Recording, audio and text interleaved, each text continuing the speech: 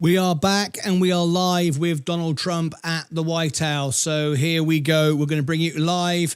Donald Trump now with Germany's Chancellor and news on China. Live for you right now. Mayors from Germany are speaking. So I'm very happy to be here again and to offer our close cooperation with the United States of America. We are having so much in common, our history. We owe the Americans a lot. We will never forget about that. And so with your German provenance, I think this is a very good basis for close cooperation between America and Germany. So again, thank you. Thank you for the hospitality and thank you for having your guest house for a night. This is a great place. Great place. Many thanks for that. I really enjoyed it. Thank you. It's a wonderful place. It's a landmark also. And Blair House is it's a nice place to stay. Good. Thank you very much for saying that. Would you have any questions, please? Mr. President, on your new travel ban, why now? And if the Boulder attack was part of your reasoning, why not include Egypt on that list where the suspect is from? Well, because Egypt has been a country that we deal with very closely. They have things under control. The countries that we have don't have things under control. And why now? I can say that it can't come soon enough, frankly. We want to keep bad people out of our country. The Biden administration allowed some horrendous people, and we're getting them out one by one, and we're not stopping until we get them out. We have thousands of murderers. I even hate to say this in front of the Chancellor. Of course, you have a little problem, too, with some of the people that were allowed into your country. It's not your fault. It's not your fault. It shouldn't have happened. I told her it shouldn't have happened, what she did.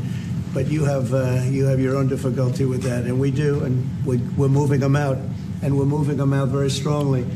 But it can't come fast enough. We want to get them out. We want to get them out now. We don't want to have other bad people coming into our country. By using the word bad, I'm being nice. Okay, the Democrat says a distraction. Please. You put out on Truth Social a post regarding your conversation with President Xi. Right. Can you talk about whether or not you feel that trade talks, trade relations are back on track after appearing to be a little bit off track last week? A little bit off track. It was only the complexity. It's pretty complex stuff. We had a very good conversation with President Xi a little while ago, just before your arrival. In fact, we just hung up, and they said, "You're here." I said, "That's pretty good. Two great leaders of the world in a very short period of time." We had a very good talk, and we've straightened out any complexity. It's very complex stuff, and we straightened it out. The agreement was we're going to have Scott and Howard and Jameson will be going and meeting with their top people and continue it forward. But no, I think we have everything. I think we're in very good shape with China and the trade deal. We have a deal with China, as you know, but we were straightening out some of the points, having to do mostly with rare earth, magnets, and some other things. Those reduced trade tariff rates, they remain in effect? Yeah, we have the deal. I mean, we've had a deal. We announced the deal, and we'll be, I guess you could say, I wouldn't even say finalizing it up, Scott. I would say we have a deal, and we're going to just make sure that everybody understands what the deal is. Okay? We had a really good conversation. By the way, he invited me to China, and I invited him here. We both accepted. So I'll be going there with the First Lady at a certain point, and he'll be coming here, hopefully, with the First Lady of China. Mr. President, what do you expect from Germany? Go ahead, please. Did you talk about the Chinese students? Are you allowing them to come to the U.S.? No, Chinese students are coming. No problem. No problem. Okay, and on It's our Russia? honor to have them, frankly. Look, we want to have foreign students, but we want them to be checked. You know, in the case of Harvard and Columbia and others, all we want to do is see their list. There's no problem with that. This is anybody outside of our country, international students, because when we see some of the people that we've been watching, we say, where do these people come from? How is that possible? No, we want to have foreign students come. We're very honored by it, but we want to see their list. Harvard didn't want to give us the list. They're going to be giving us the list now. I think they're starting to behave, actually, if you want to know the truth. Okay. Mr. President. On Russia, are you willing to put more pressure on Putin to end the war by imposing new sanctions on Russia and also on China? Well, remember, I'm the one that ended Nordstream 2. going to a place called Germany, come to think of it. I'm sorry I did that. I don't know. But I ended Nordstream too. Nobody else did. And then when Biden came in, he immediately approved it. That's the largest, essentially the largest pipeline in the world, going to Germany and other countries. And by the way, we have so much oil and gas, you will not be able to buy it all. I mean, you literally, we have so much, and I hope we're going to make that a part of our trade deal because we have more than anybody else. We have actually the most by far in the world, probably double what anyone else has. So we'll work on that. I'm sure that's something we'll discuss today. Mr. President, what do you expect from Germany and what do you expect from the Chancellor? Well, first of all, I'm glad to meet because I've been dealing with the Chancellor, and he's a very good man to deal with. He's difficult, I would say. Can I say that? It's a positive. Go ahead. You wouldn't want me to say you're easy, right? No. Yeah, he's a very great representative of Germany. I think all we want is just going to have a good relationship. The rest will just sort of follow very easily. We'll have a good trade deal. I mean, I guess that will be mostly determined by the European Union, but you're a very big part of that, so you'll be involved. But we'll end up hopefully with a trade deal or we'll do something, we'll do the tariffs. I mean, I'm okay with the tariffs, or we make a deal with the trade, and I guess that's what we're discussing now. Mr. President, Back there, please, go ahead. Mr. President? Okay. Is Germany doing enough on defense, Mr. President? Is Germany doing enough on defense? What? Defense spending.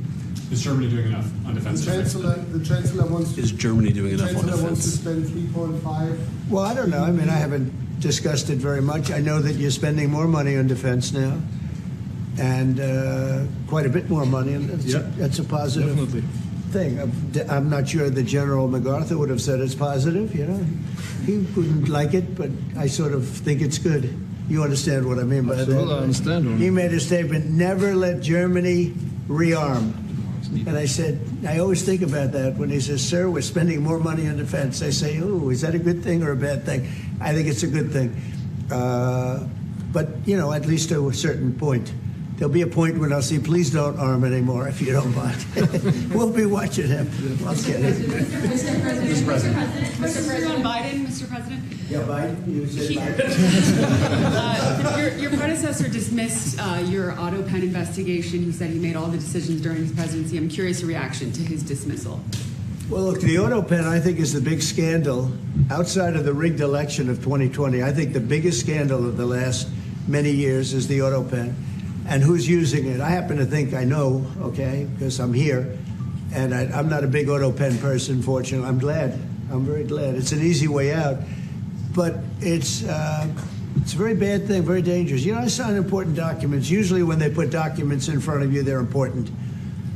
Even if you're signing ambassadorships, and I consider that important. I think it's inappropriate. You have somebody that's devoting 4 years of their life or more to being an ambassador. I think you really that person deserves to get a real signature, not an Autopen signature. And I can tell Autopen easily. I can look at it. Like two little pinholes from pulling the paper, right? You always see the pinholes. Yeah. It's real easy to tell about Autopen. I think it's very disrespectful to people when they get an Autopen signature. Outside, Autopen to me are used when thousands of letters come in from young people all over the country and you want to get them back. And, people use Autopens for that, to send a little signature at the bottom of a letter. We have thousands of them. We get thousands of letters a week. And it's not possible to, do. I'd like to do it myself, but you can't do it. To me, that's where Autopens start and stop. But I'm sure that he didn't know many of the things. Look, he was never for open borders. He was never for transgender for everybody. He was never for men playing in women's sports. I mean, he changed. I mean, all of these things that changed so radically. I don't think he had any idea that frankly, I said it during the debate, and I say it now, he didn't have much of an idea what was going on. Mr. President. He shouldn't be. I mean, essentially, whoever used the Autopen was the president. And that is wrong. It's illegal. It's so bad, and it's so disrespectful to our country. Mr. President. Mr. President, will you leave your troops in Germany? And if I may ask a question to the Chancellor to answer in German for the German audience, how has your first encounter been? The answer is yes. We'll talk about that. But if they'd like to have them there, yeah, we have a lot of them, about 45,000. It's a lot of troops. It's a city when you think of it. That's good economic development. They're highly paid troops, and they spend a lot of money in Germany.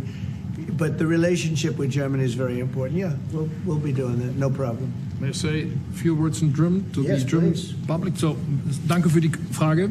Wir sind hier im Weißen Haus und ich bedanke mich beim Präsidenten für den sehr freundlichen Empfang im Oval Office in diesem weltweit bekannten Raum. Ich freue mich sehr, hier zu sein und wir bereiten eine Vertiefung unserer Zusammenarbeit vor. This is live sound coming from the Oval Office on Bloomberg Radio. The Chancellor of Germany, Friedrich Merz, meeting with President Trump today at the White House with a series of events, including lunch, a working lunch, and a bilateral meeting here in the Oval. Let's listen live on Bloomberg. To understand almost everything and to speak as good as I can. Very good. You know, that's Mr. President, you've made it's an achievement, actually. Thank you. Mr. President, can I follow up on the auto pen? Thank you, Mr. President. The criticism that I've seen, and I'm sure you've seen, regarding Elon Musk and your big, beautiful bill, what's your reaction to that? Do you think it in any way hurts passage in the Senate, which, of course, what is you're seeking? Well, look, you know, I've always liked Elon, and it's always very surprised. You saw the words he had for me, the words of, and he hasn't said anything about me that's bad. I'd rather have him criticize me than the bill, because the bill is incredible. It's the biggest cut in the history of our country. We've never cut. It's about 1.6 trillion in cuts. It's the biggest tax cut. You would say, people's taxes will go way down, but it's the biggest tax cut in history. It's we are doing things in that bill that are unbelievable. And when you look at what we're doing for small businesses, for people, for middle-income people, all of the things that we're doing, nobody's ever seen anything like it.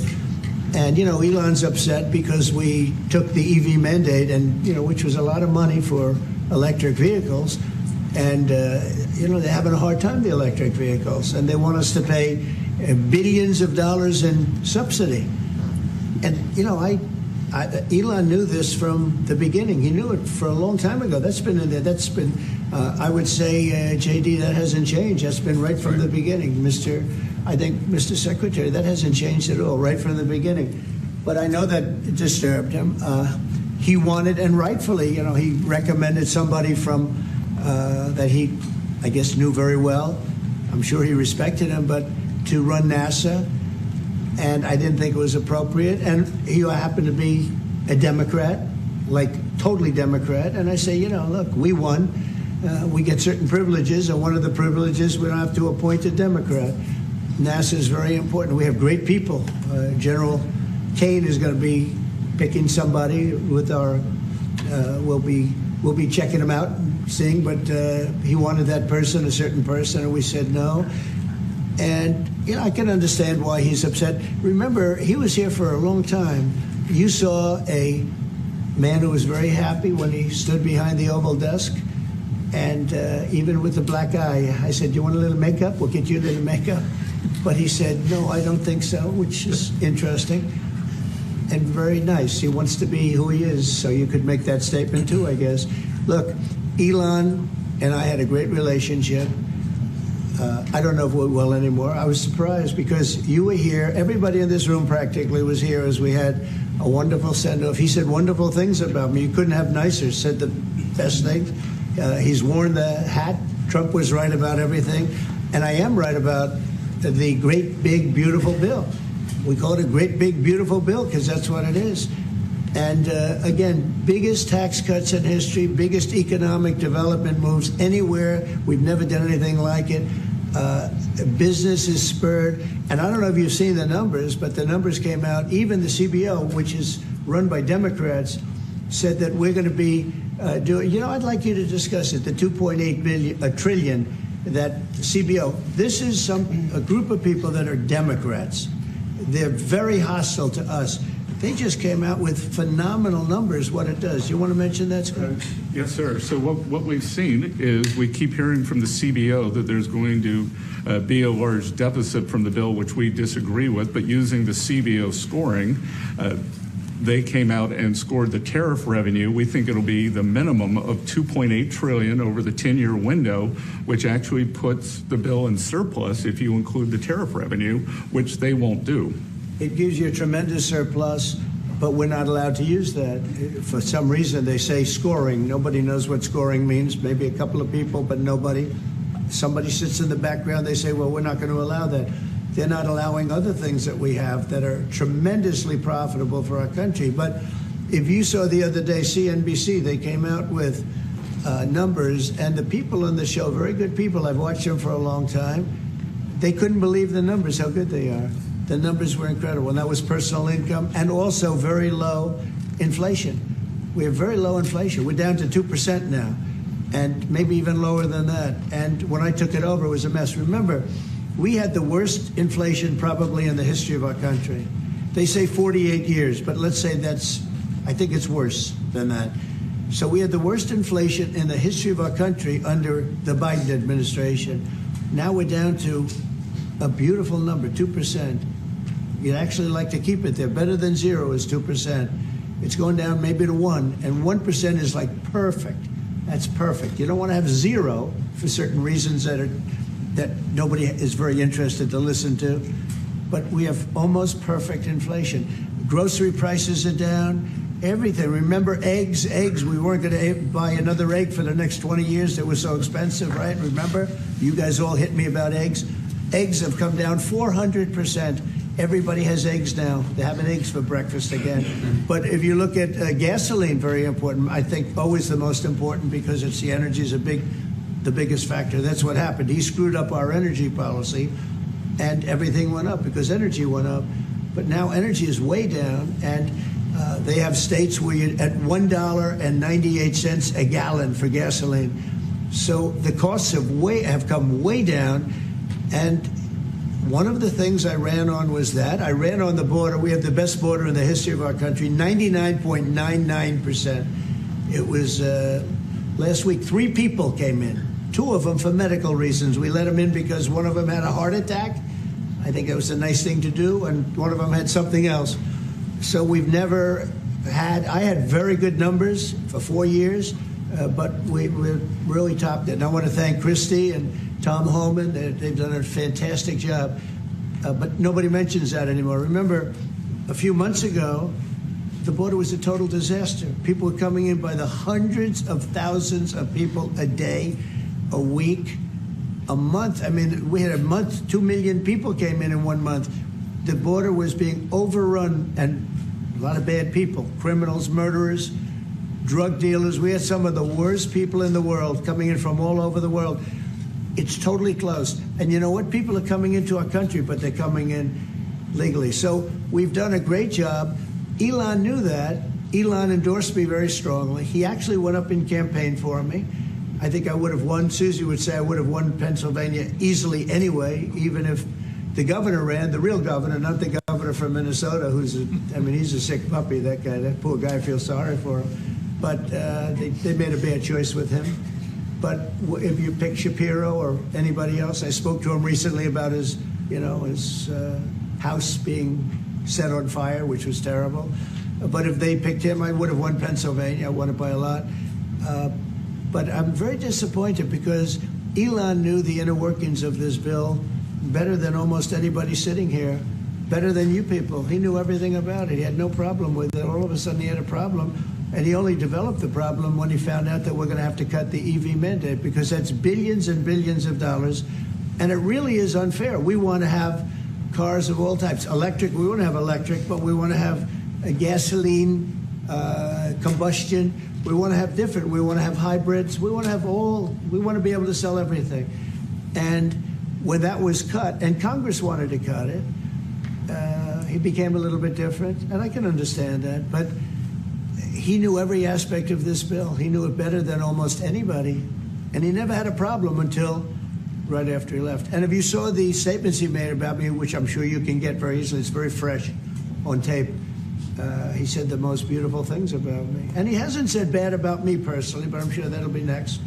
But I'm very disappointed in Elon. I've helped Elon a lot. Mr. President, I just want to clarify, did he raise any of these concerns with you privately before he raised them publicly? And this is the guy you put in charge of cutting spending. Should people not take him seriously about spending now? Are you saying this is all sour grapes? No, he worked hard, and he did a good job. And I'll be honest, I think he misses the place. I think he got out there, and all of a sudden he wasn't in this beautiful Oval Office, and he's got nice offices too. But there's something about this one. I was telling the Chancellor, this is where it is. People come in here, even from Germany. They come in and they walk into the Oval Office, and it's just a special place. It's, you know, World War I, it started and it ended here, and World War II, and so many other things. Everything big comes right from this beautiful space. It's now much more beautiful than it was 6 months ago. A lot of good things are happening in this room, and I'll tell you, he's not the first. People leave my administration, and they love us, and then at some point they miss it so badly, and some of them embrace it, and some of them actually become hostile. I don't know what it is. It's sort of Trump derangement syndrome, I guess they call it, but we have it with others too. They leave, and they wake up in the morning, and the glamour's gone, the whole world is different, and they become hostile. I don't know what it is. Someday you'll write a book about it and you'll let us know. Yeah. Mr. President, speaking of ending wars in this room, you were very critical of Vladimir Putin a couple of days ago. What kind of play is he playing from your perspective? What is it? Well, look, he got hit. He's been doing hitting, so I understand it. But he got hit hard, and I don't think he's playing games. I think I've always said he wanted the whole thing. I thought he wanted the entire everything having to do with Ukraine. That's something that would have never happened if I were president. The election was rigged. I didn't get to be president, but I got to be president now. And I think it's a much more important presidency. Other than a couple of things like that, the war would have never happened. The war with Ukraine, with Putin, would have never happened, ever, not even a chance. And it didn't happen for 4 years. And it wasn't thought of. I used to talk to him about Ukraine a lot. It was the apple of his eye, but he would have never done what he did. And I think mistakes were made by him, but I think mistakes were made by other people. The president should have never allowed that war. Biden should have never allowed that war to happen. If you had the right guy in here, that war would have never happened. Israel would have never happened with Hamas. That would have never happened. The attack on Israel would have never happened because Iran was broke. They had no money. They had no money to give to Hamas or Hezbollah or anybody else. And all of that would have never happened. Inflation wouldn't have happened. It was caused mostly by energy. And the Biden administration messed up my great energy policy. We were down into the 190 a gallon, and it would have never happened. It was caused by energy and their bad spending on the Green New Scam and other things that they spent on.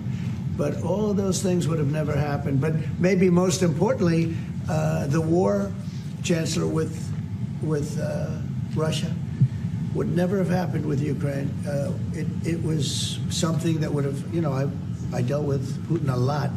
There was no chance, zero. And, you know, a lot of people say, how do you know? For 4 years it didn't happen. There was never a chance of it happening. And he understood the consequences. Now, it's a shame. I mean, when you see all of those people, they came out with a report today that millions of people have died, much more than people thought. And I've been saying that for a long time. The amount of death in that war is far greater than the news has been reporting, or than, frankly, that either side has been reporting. It's a very sad thing. And I can tell you, just speaking for the Chancellor, because we speak about it, he feels the same way. He wants to see it ended. Would you like to say something? Absolutely. And I'm here, Mr. President, to talk with you later on how we could contribute to that goal. And we all are looking for measures and for instruments to bring this terrible war to an end. And may I remind you that we are having June 6th tomorrow. This is D-Day anniversary, when the Americans once ended a war in Europe. And I think this is in your hand in specific, in ours. That was not a pleasant day for you? No, that was not a pleasant. This was not a great in day. the long run, Mr. President, this was the liberation of my country from Nazi dictatorship. That's true. So, that's true. And we know what we owe. 1 minute ago from Elon Musk. This is the reason why I'm saying that America is again in a very strong position to do something on this war and ending this war. So let's talk about what we can do jointly, and we are ready to do what we can. And you know that we gave support to Ukraine, and that we are looking for more pressure on Russia.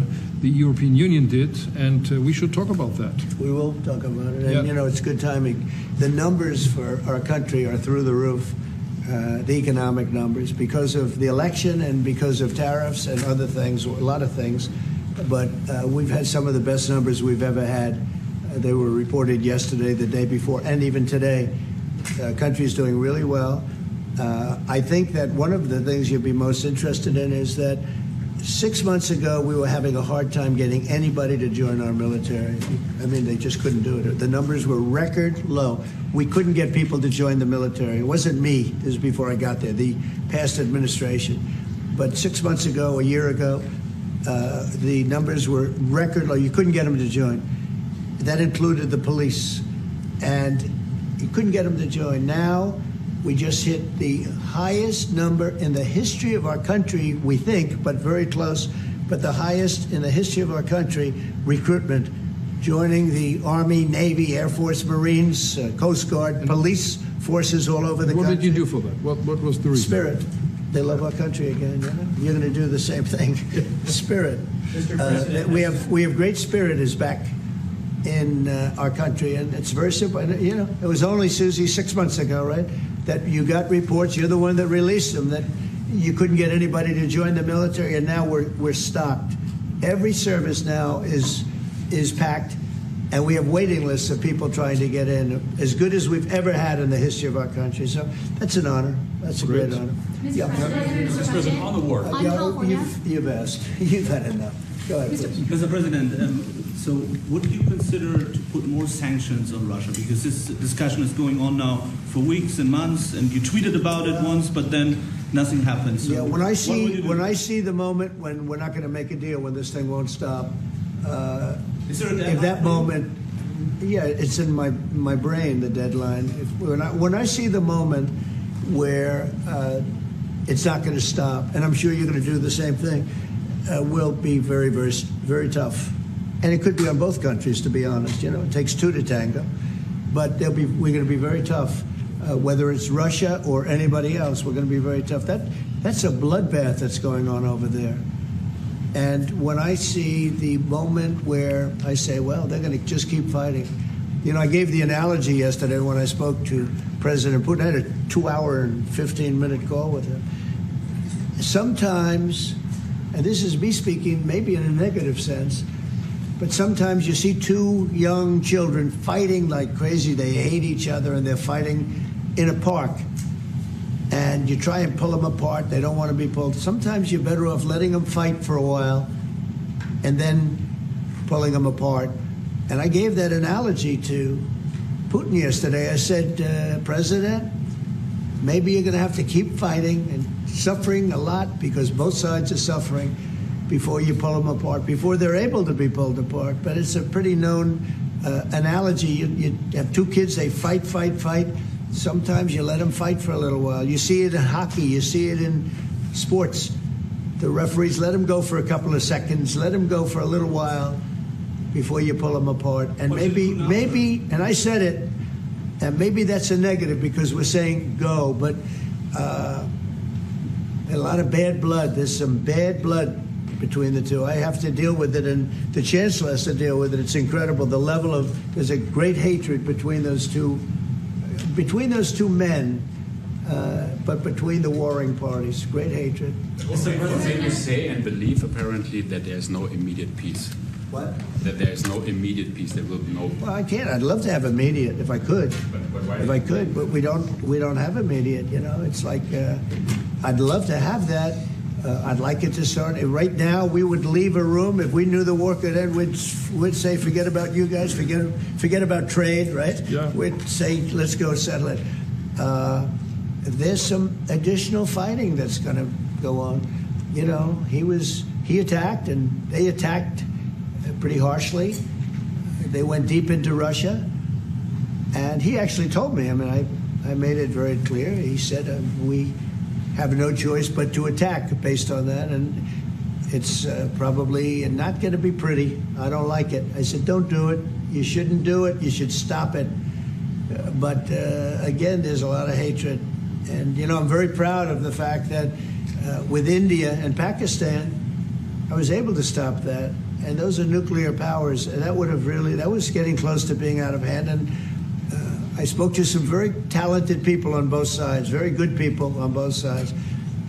And I said, you know, we're dealing with you on trade, Pakistan and India right now.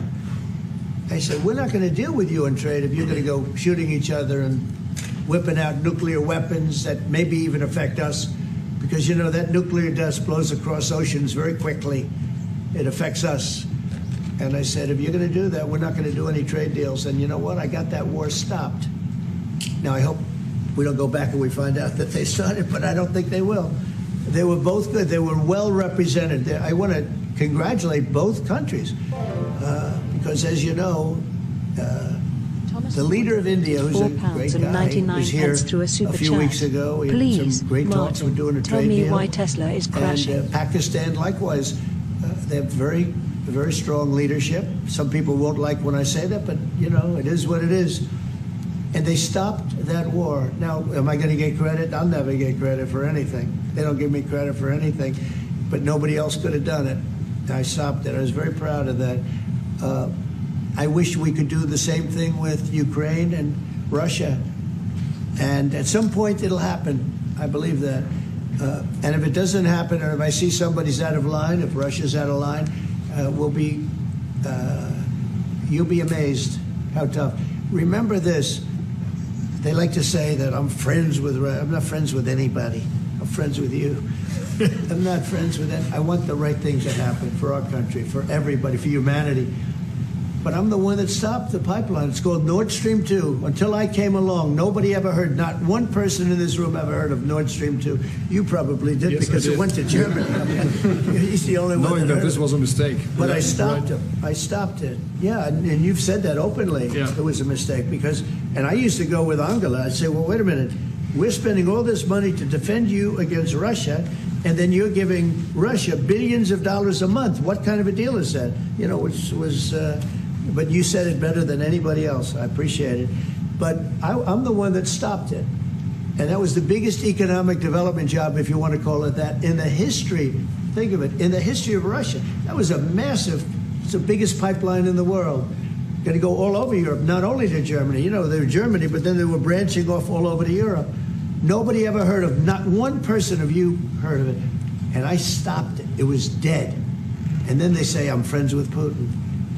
I got along with him. He respected me, I respected him. It would have never happened. But I stopped Nord Stream 2. When Biden came in, almost the first week, he approved it. He let it be built. Okay, and then they say that we've got a bit of a spat going on now between Elon Musk and Trump. That's why Tesla's going down. Elon Musk has just tweeted this. And Biden came in and he let it be built. And I'll tell you what, I'll never forget the day. I had it totally this guy would stopped. win in a landslide. They weren't able to. Elon Musk has just quoted this 44 seconds ago. Okay, one or two questions more, please. Any questions? Any question for the Chancellor? Go ahead, for the Chancellor. Markets are selling off. We've got a little battle now broken out between Trump and Elon. Yeah, I'm with Ukraine. We just signed a big deal on rare earth with Ukraine, and I want to. Tesla dropping. I'm for stopping killing. This is an opportunity to buy back, folks. Again, a war that would have never started. This is an opportunity to buy more, so I'll be buying this killing stuff. We spent $350 billion. All this is nonsense. This is macro FUD. I love this. I'm buying more on this. So thank you very much. Close to $500 billion went into that whole thing, and it's not even the money. And I know with you too, it's a lot of money, but it's the death that's being caused. We went to the Middle East. I went last week to the Middle East. Markets we took selling off on this $5.1 trillion. When everything is good. Many, many times. That's 30, 40 times, 50 times more than what we're talking about. It's markets think of that. Are dropping quickly. $5.1 trillion I'm buying this of drop. investment with one trip that lasted 4 days. So it's not the money. It's a little the money, but not the money, the big thing. The big thing is the death. The death of And really the decimation, you've lost a whole culture. You know, Ukraine had the most beautiful turrets. They call them turrets. This is a buying opportunity, folks. A spat has broken out between Trump and Elon. They're all now laying on their side, blown to smithereens. It'll never happen again. They've taken away the culture of I said I'd buy more. I'm going to buy more. They've taken away the heritage of a country. It's a terrible thing. But most importantly, again, is the death. 5,000 plus people a week, soldiers are being killed. He doesn't want that, and I don't want that. One more. Yeah, please. Thank you. Mr. President, do you support the Graham bill on putting high tariffs on China? I haven't looked at it, but they'll be guided by me. That's the way it's supposed to be. They're going to be guided by me. No, I haven't looked at it. It's a bill on sanctions, etc. We had a rally. This is just a bit of FUD. At the right time, I'll this. do what I want to do. But it could very well be okay. I'll have to see. But they're waiting for me to decide on what to do, and I'll know maybe very soon. It's a harsh bill. Yeah, very harsh. We'll take one more on Autopen. Yeah. I would like to have a question to the Chancellor as well, because do you agree with the analogy the President made on the war between Russia and Ukraine as being a fight between two kids? Is that how you view that as well? And what do you actually want the U.S. President to do in this? Well, I think we both agree on this war and how terrible this war is going on. And the S&P is dropping. I'm about to buy more. Looking for ways to stop it very soon. And I told the President before we came in that he is the key person in the world who can really do that now by putting pressure on Russia. And we will have this debate later on again, how we can proceed jointly between the Europeans and the Americans. And I think we are all we are having the duty to do something on that now to stop it after 3.5 years, which is really terrible. Look at the kids.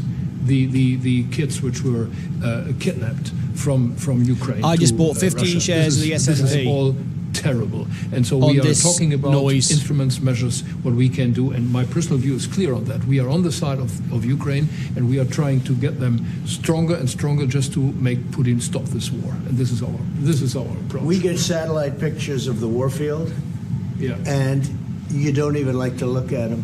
Right? It's terrible. So it's really bodies, arms, heads, legs all over the place. You've never seen anything like it. It's so ridiculous. And this is only by Russian weapons against Ukraine.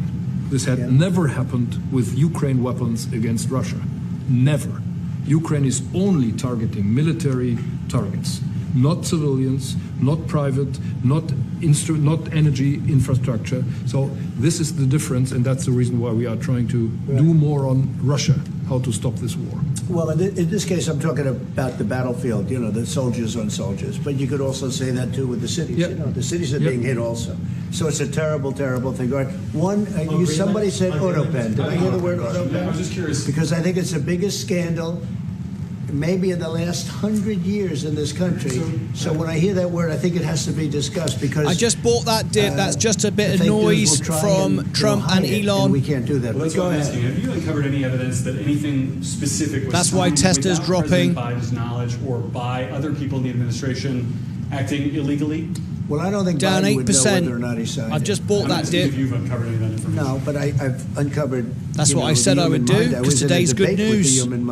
Noise out of Trump and Elon is not important. What the hell he was doing. So, you know, it's just one of those things, one of those problems. We can't ever allow that to happen to our country. The danger our country was in, and I know some of the people that worked with him, radical left, horrible people. And I could give you the name of some of the people that used the Autopen, because I'm here. And I ask questions about people that were here also. There are a lot of people that were here when that happened, and they're here right now, and they'll answer your question very accurately. But I know some of the people that use that Autopen, and those are not the people that had the same ideology as Joe Biden. These were radical left lunatics that used that, and they didn't get elected. He didn't get elected either, actually. Thank you very much, everybody. Okay, we've got a bit of a drama broken out between Elon Musk and Trump. A lot of stuff going on. He did throw Elon Musk under the bus there, no question about it. The overall market then sold off, but I saw that as a buying opportunity, so I did buy that. Okay, I've really got to go. We're hours and hours and hours and hours behind schedule for my event tomorrow night. So I bought today. It was good news. What's happening with China? To see the market sell like that, no need. That's just FUD. It's exactly what I look for all the time. Macro conditions, and I've taken advantage of that. So there we go. Expect a rebound from all of that. You asked me what's going on with Elon Musk and why Tesla's selling off. Well, it's a bit of a silly bit of noise. I'll just tell you now, Tesla CEO and Trump supporter Elon Musk continued to criticize the GOP-backed budget currently making its way through Congress. A new spending bill will be drafted that doesn't massively grow the deficit and increase the debt ceiling. Musk posted on X on Wednesday afternoon. Musk later posted, "Call your senator, call your congressman. Bankrupting America is not okay. Kill the bill." So we've got drama now. We've got protest voting now with Tesla. This is an opportunity. People dump it to buy it back. That's why I've just bought it. Here we go. Here it's coming out all over the place now. This is crazy stuff. Mission to go deep into Russia last weekend. He says he's been doing hitting, so I understand it, but he got hit hard. I don't think he's playing games, knowing that a retaliation is coming, as President Trump wrote on Truth Social yesterday. He likened them to kids in a schoolyard, Ukraine and Russia, knowing, of course, that Ukraine was invaded by Russia, saying sometimes you see the two kids fighting like crazy. Sometimes you're better off letting them fight for a while. I just want to show you that on the screen. He got into the CBO. The answer. That is why the markets are selling. These are what I call perfect scenarios. They are macro conditions. This is when I go crazy and buy more because the news today was good about China. That's what's important. And now this silly backwards and forwards social media nonsense was the opportunity to simply buy more and average down on that latest purchase. So that's exactly what I've done. On the day, we're going to get a Broadcom rally after hours. All this is part of it, folks. Look at this. This is Broadcom rallying. They're going to get an earnings beat tonight. This is all FUD, all noise, presented an opportunity for me to buy more. So I did. I'm just checking everything. Yeah. Do you all agree in the chat? Amazing how just a little noise. Yeah, exactly. That's why I bought it. Worse than Biden, says Kemp Paranormal. Already watched this live. Finished about 15 minutes ago. Smash the like button. Wonderful, Martyn. Okay, bye for now. See you later on. Mark, 2008 Tesla. Perfect for, yes. Perfect for everybody, really. Right, okay. I've got to go. We're going live over to Vaz. Vaz is going to be covering a special Olympics Archer special. Here we go. There is the link. It'll take you there directly. I just bought this. This is great. I'll see you back in a bit. I've got to get to rehearsals. Till next time, take care of yourselves and each other.